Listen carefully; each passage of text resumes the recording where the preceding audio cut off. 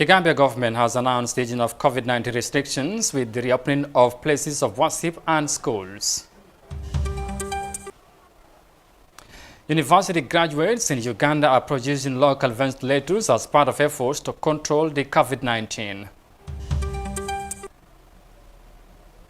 Democratic Republic of Congo has committed to contain communicable diseases as the country registered new cases of Ebola. This and more coming on The World Today.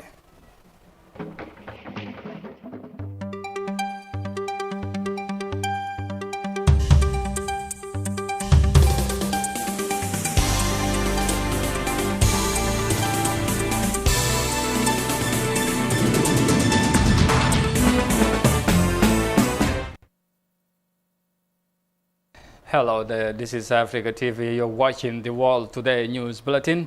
I am Amadou Kante. Many thanks for joining us. And now the news in detail.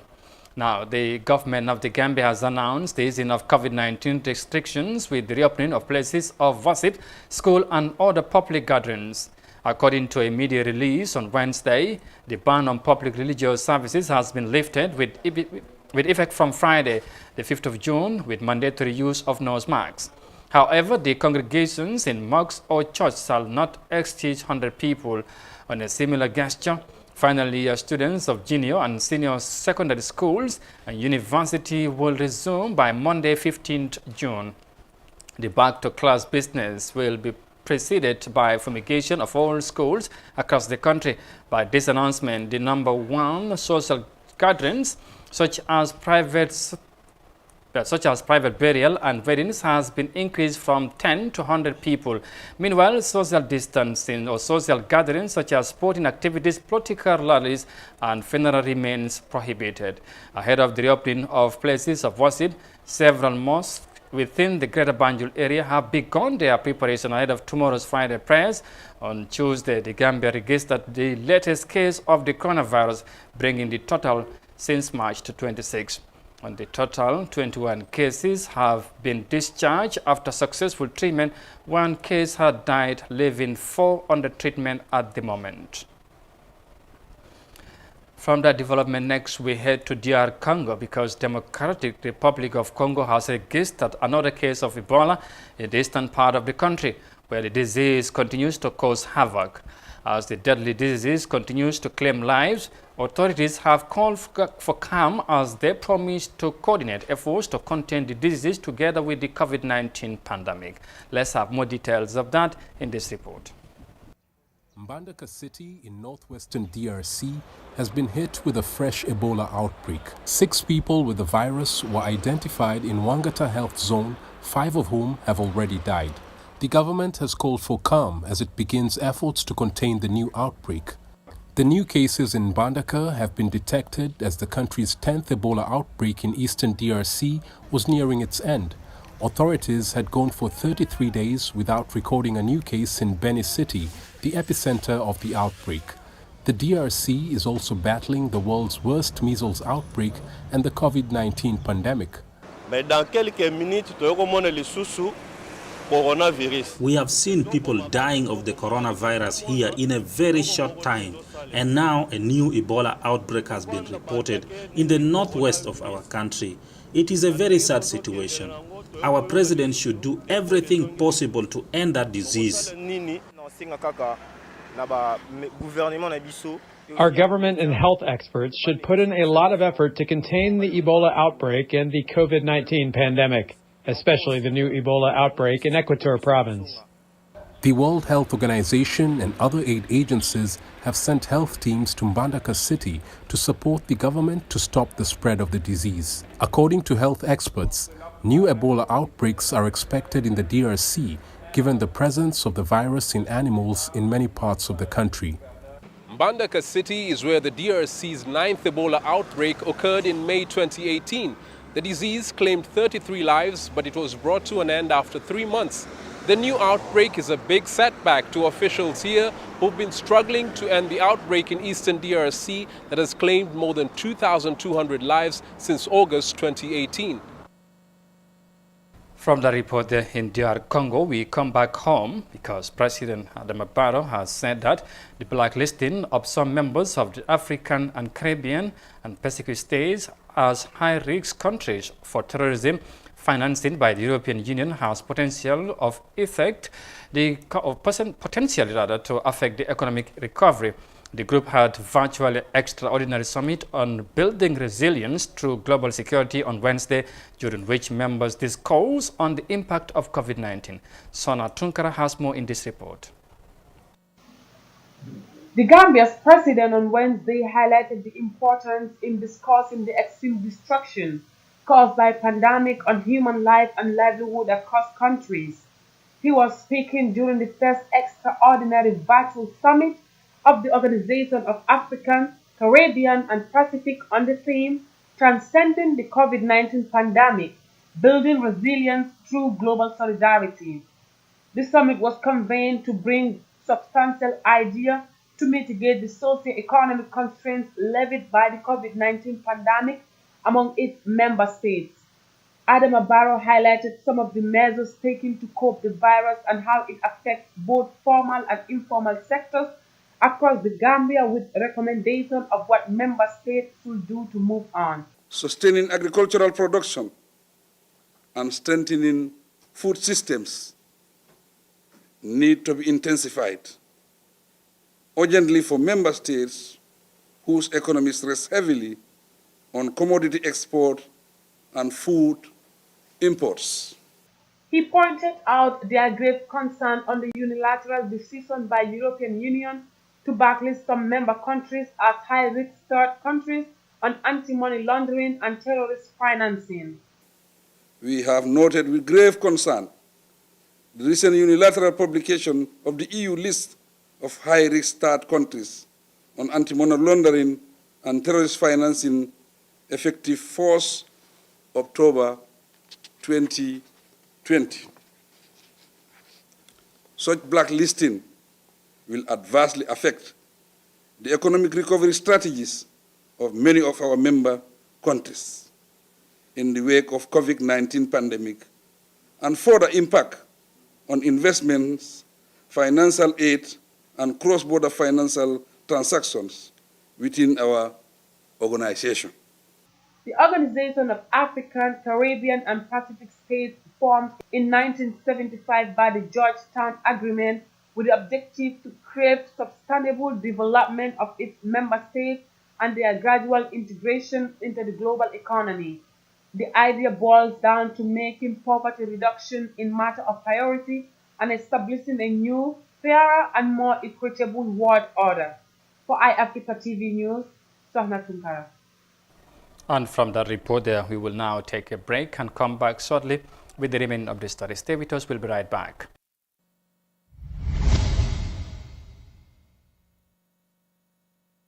Badingol men be Gambia anin Gambia e bantala mbe nga ñillon ko TRRC bala doko sallabang le kono andi la doko be lori men kan wala hadama dingol men na nyanto tinyata nyim banko kanjang kabrin July karo 1994 sangola kana January karo 2017 sangola woto momo yalon ko e mantorata nyi wato kono andi man futa TRRC follow pour que la kuma kan di safo me statement no ye fere ke ye futa TRRC ye la kuma kan di atariya nyama yo pour kana TRRC ye fen kenam pasoti kana futa je wala fen dépense pour ka futa TRRC ke la kuma kan di abe seyndi le male bare be nyim fanan ko en la ko pour ka statement no fanan di amanke ko momo yela kuma kan di TRRC ibelo la television o nyatole mobe jube wotude tele bulu ni laptop ka testify mobe yela moy mobe je ise o kenole bar ni man lefo fananna ise kuma kango dinole ayatra molke kango moy barete nyaada jela nindu man lefo fananna ise sino inin commissional damma aliye kacha ayatra mote bole kalama andu nimme lefta kanyinke ise katoke yin telephone number kumandi pour ka TRRC sotono 7704988 7704988 wala 7415937 7415937 ala baraka mobe sadake TRRC dokot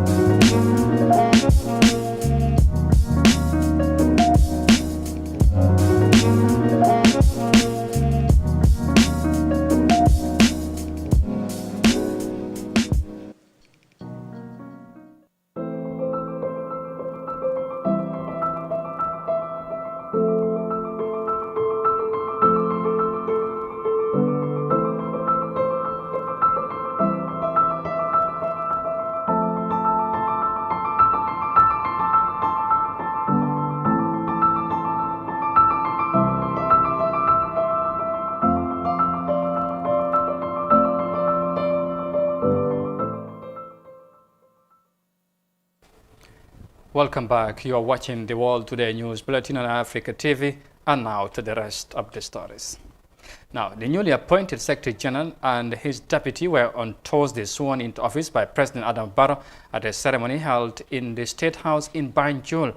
Noha Toure, who served under the former government, replaced Mohamed B.S. Jallow, who left on retirement on 25th May. Details in this report by Absagay.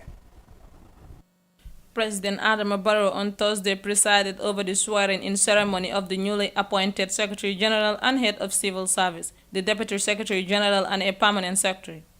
The appointment of new Secretary General followed the statutory retirement of the former SG Mohamed B.S. Jallow, who had served on the 25th May at the age of 60. The newly sworn-in Secretary General and Head of Civil Service, Noha Toure, once served as Cabinet Secretary under the former regime of Yahya Jammeh. Speaking at the ceremony, President Adama Barrow said the new appointments was in line with his government's quest to engage competent and committed personnel to serve the Gambian nation sincere and efficiently. He said the move was also geared towards strengthening the civil service for the attainment of the goals in the National Development Plan. He hoped that the appointments will contribute significantly to improving government machinery and operations in accordance with the legal and governance framework. I am hopeful that the appointment will contribute significantly to improving government machinery and operations in accordance with the legal and governance frameworks that guide service delivery in the country.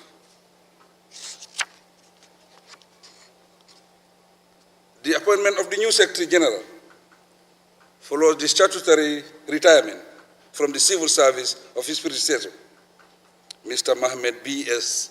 Jallow.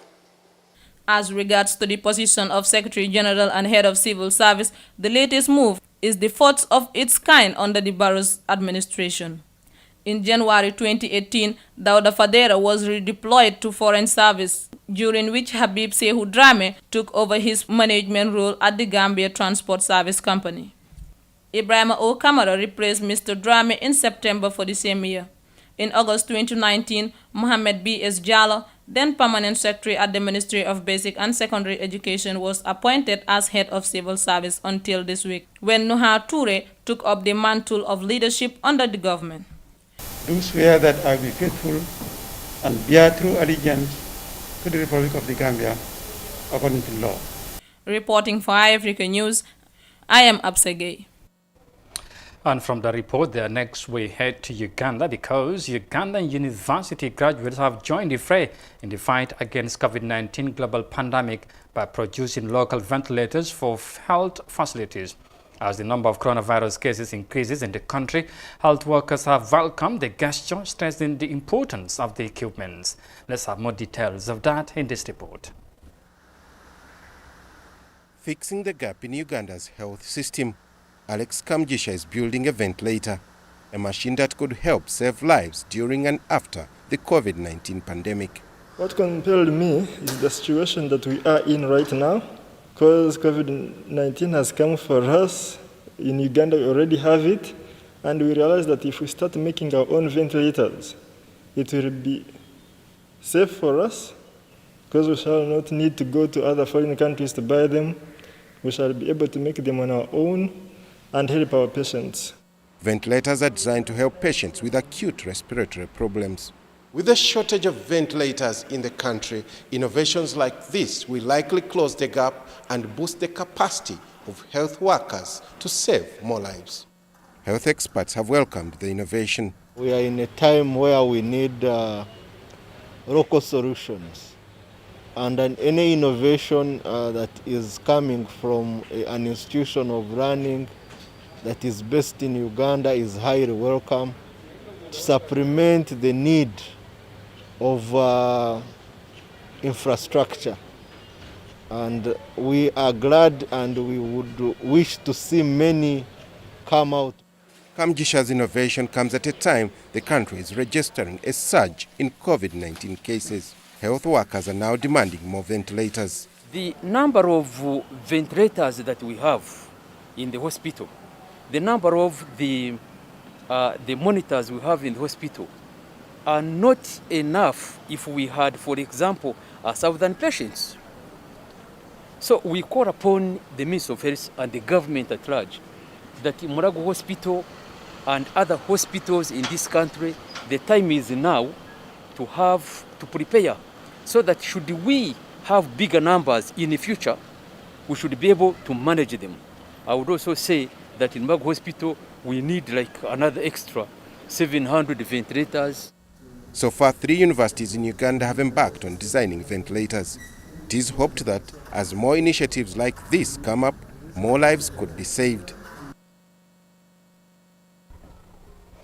And from the report in Kampala, Uganda, finally we head to Ethiopia because Ethiopia has begun efforts to revitalize its agricultural sector as the World Food Programme calls for free movement of food amid the impact of COVID-19. Some African countries have been faced with food scarcity prior to the global crisis, and the United Nations Food Agency says more food support is needed for the affected countries.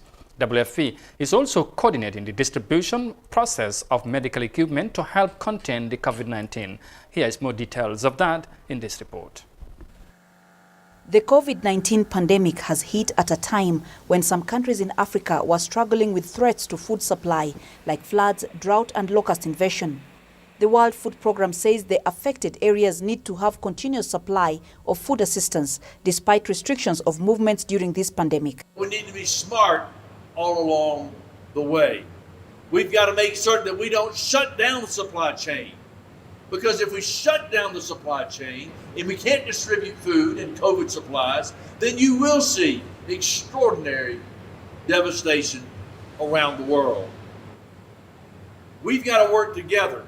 But some dependent countries are beginning to plan on how to feed themselves more. In Ethiopia, for example, the government says agriculture, which is mainly practiced in the rural areas, has remained resilient since March as other sectors fold in to COVID-19 pressure.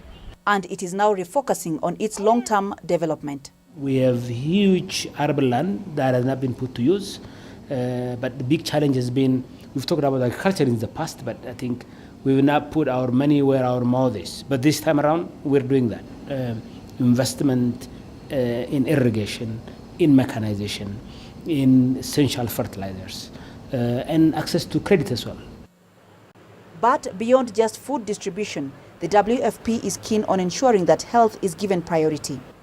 Aviation and logistics experts from the agency are now managing a 24-hour logistics distribution hub at the Bola International Airport in Addis Ababa. If we don't handle the COVID pandemic right, we will have absolute famines of biblical proportions around the world. We are literally looking at 150 to 300,000 people could die per day from starvation if we don't balance and strategically address these issues just right. The hub is being used to distribute medical supplies for combating COVID-19 to countries around the continent. The food agency says it needs at least $350 million to support its common aviation, shipping, storage and transport and engineering services that are vital to the entire humanitarian response to the pandemic. And that report there in Ethiopia brings this news bulletin to an end. But for more details on this and other stories, you can also log on our website on africa.tv. Once again, many thanks for the pleasure of your company. Thanks for watching. Stay safe and bye for now.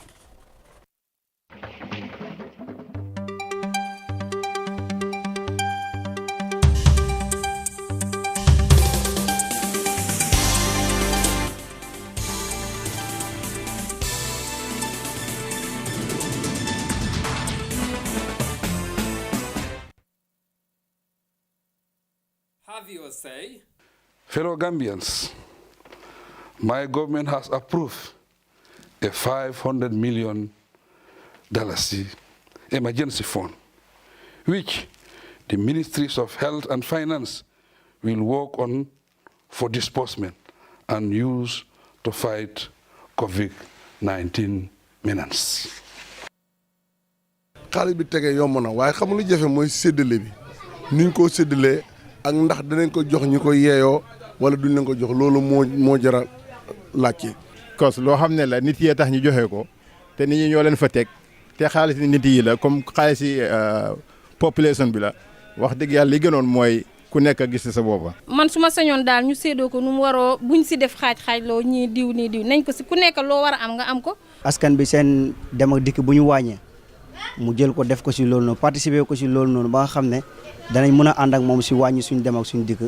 génne leen xaalis bi nañ ko génnee ñu def ko ñu defar suñu réew mi defar réew nag da nga koy commencé njàng mu baax nit ñi di faju feebar di faju tan feebar di faju dafa xemul kombo loolu affaire bi du kombo rek nañ génne ci àll bi yëpp ñu defar fa hôpital li war man mi nekk kombo moo war ka nekk fototo moo war ka nekk Pokaw Njóogu moo war ko nekk feneen. waaye nit doo ko mën a wax mu teg këram joxuloo ko dara lu mu lekk soo ñun balaa corona dañu rey xiif moo ñoo rey.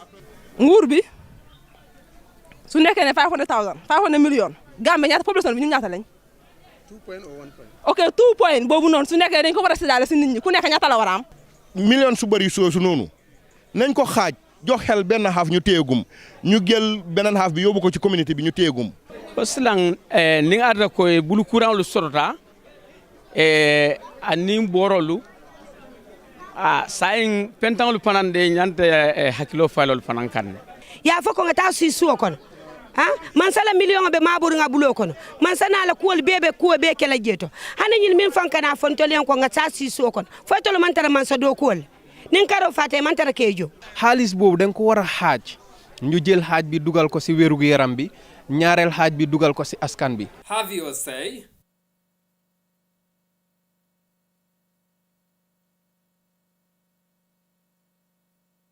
Hey there. You must have heard about a new viral disease called COVID-19, or most popularly, coronavirus. The World Health Organization has declared the coronavirus outbreak a pandemic. Here are some myths and facts about the coronavirus COVID-19. Wow, man, getting the coronavirus is a